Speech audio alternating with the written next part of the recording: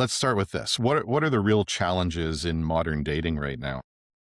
I mean, all of them. Here's what I see, I think, and you kind of hit the nail on the head of like looking for the patterns. And I spend a little bit of time on Threads, which is fun for me to kind of watch, people posting or, Facebook, some of the social sites. And it seems like the patterns are the same. Disappointment with the apps, disappointment with the lack of connection, disappointment with the lack of follow through, not knowing what works anymore, what doesn't work. I think yesterday or the day before, I saw a guy had posted, he goes, I haven't been on a date since 2004. So he's looking for advice, which I think was amazing.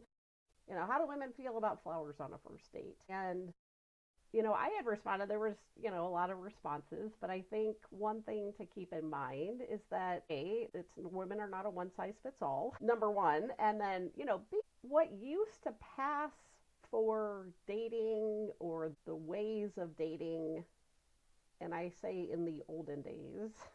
That might have been 20 years ago, it could have been 30 years, it could have been when our parents were getting married, that used to be what it was. Is like I got her flowers, he opened the door, he took me to a nice dinner, and I just don't think that's how it works anymore. And I don't think that's how it should work.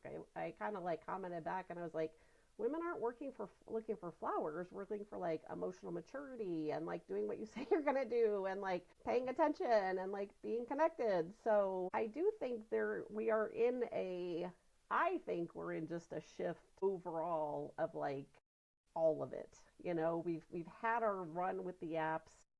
People are getting tired of the apps. We want to meet in person, but then meeting in person, it's still, a lot of fits and starts. And so I think a lot of people want to date and to be partnered, but I think a lot of people are frustrated with the process.